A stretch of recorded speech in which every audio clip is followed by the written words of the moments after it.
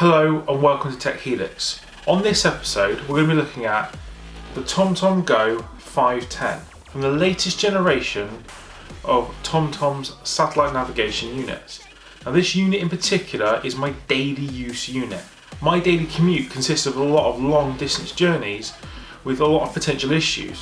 So I chose this TomTom particularly because it comes with traffic, live maps and all that kind of stuff. So let's jump into it and I will tell you what I think of TomTom's latest generation of satellite navigation.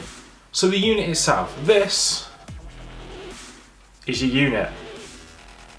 It's got a 5-inch touchscreen. They also do a 6-inch touchscreen, but that's getting a bit excessive.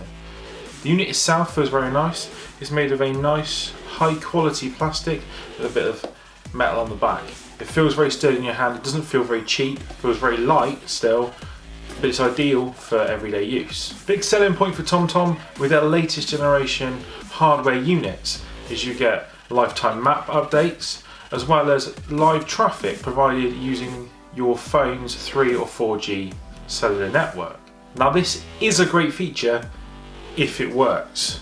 Now something that I've learned the hard way using this unit now for just over 3 months is that it rarely works.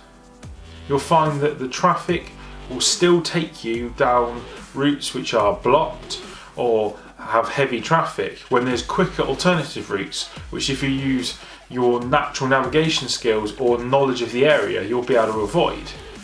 So the unit has lost some of its intelligence. The previous generation TomTom I had quite a lot of use out of in the 1000 series and it was amazing.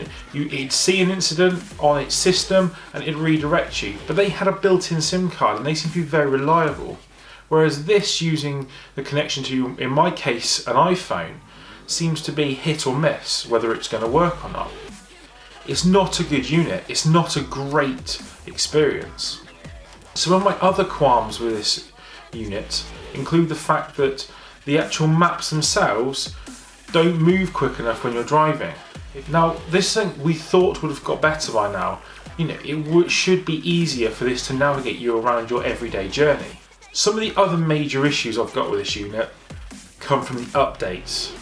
Now the updates to the maps have to be done via a computer and the TomTom website. In the old models you had a built application you installed on your PC or on your Mac. You plugged your TomTom into the computer, it would then open up, search their directory, download the updates and install them. With the latest generation of TomTom Home, they've basically taken that away in favour of a HTML5 based web service. For me, it will take about 2 hours to do a monthly update on this unit, and that will be for traffic cameras and maps. Now on the old units, this used to be a 20-30 minute job, if that. It also crashes a lot. I'll find that on my high-end laptop, I still find that the web page will just drop out or will just freeze and I'll have to reload and start again. And a couple of times it's even frozen the unit itself whilst doing the update and I've had to restart it back to factory settings. Now this isn't a good experience and this is the problem with technology. This kind of unit is on the way out. We're looking at maybe 2 years before the TomTom in the physical hardware form becomes irrelevant, but they're not doing themselves any favours by bringing that on early. Their application for your mobile phone, the iOS version, is very good. It's about £35, which works out to be the same cost as if you were going to buy the map updates on an older unit. One of these in terms of physical hardware is around the £100 to £150 mark. So why would you buy one of these when you can use your phone? And why would you buy a unit like this if it's filled with technical issues, bugs and dropouts? Well, you just wouldn't. But it can't all be bad, right? We can't just talk about the bad things about this unit. Let's talk about some good things. The interface is very simple. It's great for a beginner.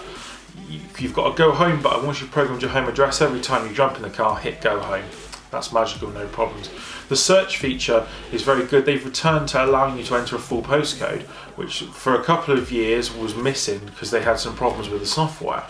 It's also got a great range of points of interest, although sometimes a point of interest won't take you to the car park If you're looking at a shopping centre, for example, it will take you right into the middle of the shopping centre.